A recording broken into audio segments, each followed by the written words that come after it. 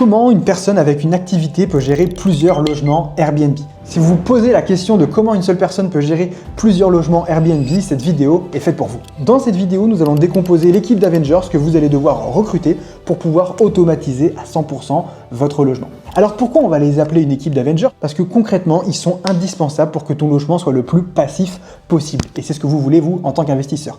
Avoir une bonne équipe, ça va vous permettre de passer d'un logement à 10 logements de façon simple et efficace. Alors, si tu ne me connais pas, je me présente, Martin, je suis le fondateur d'Imo Insolite, je suis investisseur immobilier spécialisé dans les logements atypiques. On a un accompagnement Imo Insolite qui accompagne les investisseurs débutants comme toi à investir dans l'immobilier atypique. On a un seul objectif à partir du moment où tu rejoins notre accompagnement, c'est de générer plus de 3 000 € de chiffre d'affaires avec un seul logement à thème. Alors déjà, dans un premier temps, pour comprendre quelle équipe type tu as besoin, il faut vraiment que tu comprennes que ton logement, c'est comme finalement une équipe de football. Il va falloir que tu aies les bons joueurs au bon endroit, un gardien, des défenseurs, un milieu et des attaquants. Et c'est que comme ça que tu vas avoir une structure qui va te permettre d'être sur ton business et non pas dans ton business. Donc déjà, dans un premier temps, ce qu'il faut que tu prennes en compte, c'est 4 personnes qui vont être indispensables à ton Airbnb.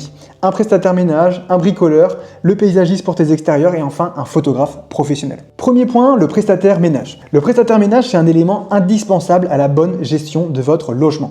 Le prestataire ménage, concrètement, c'est vos yeux, vos oreilles, votre personne de confiance. C'est la personne qui va gérer à votre place votre logement. Vous ne devez pas lésigner sur le recrutement. Concrètement, ce poste-là, c'est le poste le plus important. C'est ce qui va vous permettre d'être super hot sur Airbnb, c'est ce qui va vous permettre d'avoir une expérience client au maximum, c'est ce qui va vous permettre d'avoir 5 étoiles et non pas une étoile, c'est ce qui va vous permettre d'avoir une super expérience client pour vos voyageurs et non pas d'avoir de dégradation, c'est ce qui va vous permettre d'augmenter vos revenus et pas d'avoir de faibles revenus, c'est ce qui va vous permettre de louer 180, 200 € la nuit et non pas 80 à 90 € la nuit. Bref, c'est ce qui va faire que l'expérience client de votre voyageur soit irréprochable. Et c'est ce qu'on veut dans les logements atypiques. Alors vous allez me poser la question, mais quand est-ce qu'il intervient le prestataire ménage? Le prestataire ménage, il intervient à partir du moment où votre voyageur quitte votre logement.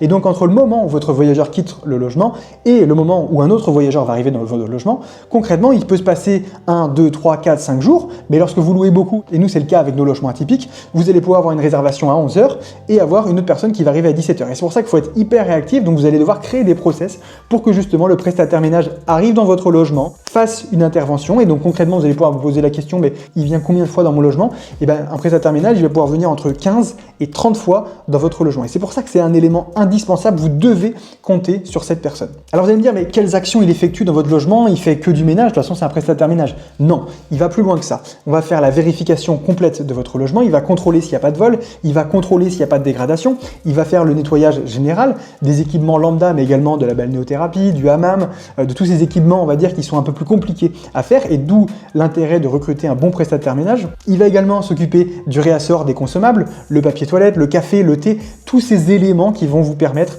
de créer une structure de vos différents logements. Également, le dernier point qui est l'un des plus importants, on va créer des process de vérification. Concrètement, dans mes logements, dès qu'il y a des voyageurs qui quittent le logement, vous allez avoir le prestataire ménage qui va venir dans le logement, qui va s'occuper du ménage, qui va vérifier tous les points de contrôle et qui va m'envoyer une vidéo comme quoi tout est OK, tout est clean. Et comme ça, moi, si j'ai un problème avec le prochain voyageur, j'aurai une vidéo qui me permettra d'envoyer Airbnb comme quoi, imaginons un verre est cassé, et ben le verre était bien présent avant son arrivée. Et c'est hyper important que vous mettiez des process de vérification dans vos logements. D'ailleurs, si vous avez des questions par rapport à la gestion de votre logement, n'hésitez pas à prendre un appel de consulting offert. Le lien est en premier commentaire. Le prestataire ménage, comme je vous disais, il va faire le ménage, il va s'occuper des réasseurs, mais il va également vous permettre de traiter les urgences. Et donc concrètement, dès que vous avez une ampoule grillée ou même un verre cassé ou même une assiette cassée, c'est lui qui va traiter ces urgences et c'est pour ça que c'est hyper important de bien le payer dès le départ parce que si vous le payez bas, forcément toutes ces interventions, il va pouvoir vous les payer plus cher. Et donc en cas d'urgence, vous pouvez concrètement rajouter vous de votre côté un forfait de 20 € supplémentaires pour votre prestataire ménage pour qu'il aille acheter une ampoule, acheter une pile ou acheter une assiette, le remettre dans le logement le plus rapidement possible. En faisant ça, vous allez éviter d'appeler un autre entrepreneur qui se trouve ne sera pas disponible et qui va vous facturer ce déplacement 80 à 100 € alors que concrètement ça va peut-être prendre une demi-heure ou une heure. Un point fondamental pour votre prestataire ménage, avant de le recruter, vous devez être sûr qu'il soit disponible à 100% pour votre logement. Il n'y a pas de mi-temps, il n'y a pas de 80%, il n'y a pas de 90%, c'est une personne qui sera là à 100% dans votre logement. Et donc, vous devez comprendre que certains prestataires ménages, quand vous allez devoir les recruter, ils ne seront pas disponibles tous les jours. Ces personnes-là, on n'en veut pas parce qu'en un, ça va être une perte de temps, vous allez devoir trouver un autre prestataire ménage dans la foulée et ça, c'est pas le but. Et également, vous allez perdre de l'argent parce que forcément, les moments où ils ne seront pas là, soit vous allez vous déplacer vous dans votre logement ou vous allez devoir appeler aurez une autre personne qui va devoir se déplacer dans votre logement. Et donc c'est hyper important de dès le départ choisir la bonne personne qui sera disponible à 100% dans votre logement, peut-être la payer plus cher, mais être sûr d'avoir une personne de confiance. Et je vous le rappelle, mais dans un logement atypique, lorsque vous avez 1, 2, 3, 4, 5 logements, ce que vous voulez, c'est gagner certes de l'argent, mais la finalité derrière, c'est surtout de gagner du temps. On va regarder maintenant de nombreux exemples où concrètement cela ne fonctionne jamais. Déjà, recruter une personne sans expérience. Si vous recrutez une personne sans expérience alors que vous proposez une expérience atypique, ça se trouve la personne ne va pas pouvoir nettoyer la balnéo correctement, elle va pas pouvoir refaire le lit correctement, il va y avoir des cheveux dans le lit et ça peut être irréprochable, il va y avoir des cheveux également dans la balnéothérapie, dans le sauna, dans le hammam. C'est hyper important d'avoir une personne qui ait de l'expérience dans votre logement. Également, recruter une personne disponible quelques jours dans la semaine, comme je vous le disais précédemment, c'est pas possible. Un autre point hyper important, baser sa structure que sur une seule personne. C'est hyper important que vous ayez une deuxième personne de secours. Si votre prestataire ménage ne se présente pas, si votre prestataire ménage prend des vacances, si votre prestataire ménage quitte le logement, vous devez avoir une personne de secours. Et c'est pour ça que c'est hyper important d'avoir une deuxième, sinon c'est vous qui allez faire le ménage et vous allez perdre du temps à former quelqu'un d'autre directement dans la foulée. L'un des derniers points, c'est de payer correctement votre prestataire ménage. C'est hyper important de régler votre prestataire ménage comme il se doit. Ça va vous permettre déjà d'avoir des prestataires de qualité qui sont engagés dans votre logement et qui mettront en priorité votre logement par rapport à d'autres propriétaires qui auront économisé sur certains points. Deuxième point, la déduction des charges au régime réel afin de payer moins d'impôts. Ben oui, forcément, lorsque vous allez prendre un prestataire ménage, vous allez créer de la charge et on va venir l'amortir sur votre résultat comptable. D'ailleurs, si vous avez des questions par rapport à votre régime fiscal, n'hésitez pas à prendre un appel de consulting offert, le lien est en premier commentaire. Également, ça va vous éviter les surfacturations. Bah oui, forcément, ça va vous éviter d'avoir un prestataire, un deuxième, un troisième et un quatrième.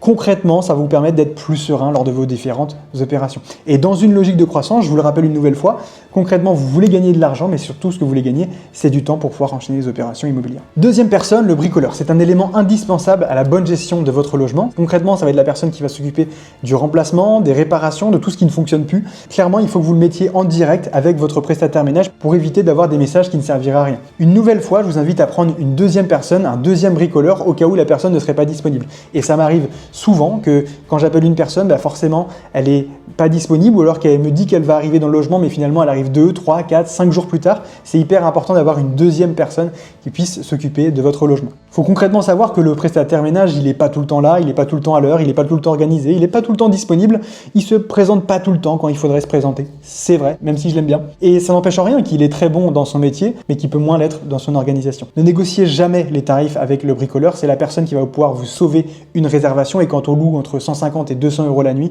c'est hyper important d'avoir une personne qui puisse être disponible pour gérer les urgences. Plus vous avez de solutions, plus vous êtes serein de votre côté. Au niveau du bricoleur, il ne faut pas que vous recrutiez juste une personne, par exemple juste un plombier, juste un électricien ou juste un menuisier. Il faut qu'il y ait une personne concrètement qui touche à tout. Vous avez plusieurs solutions.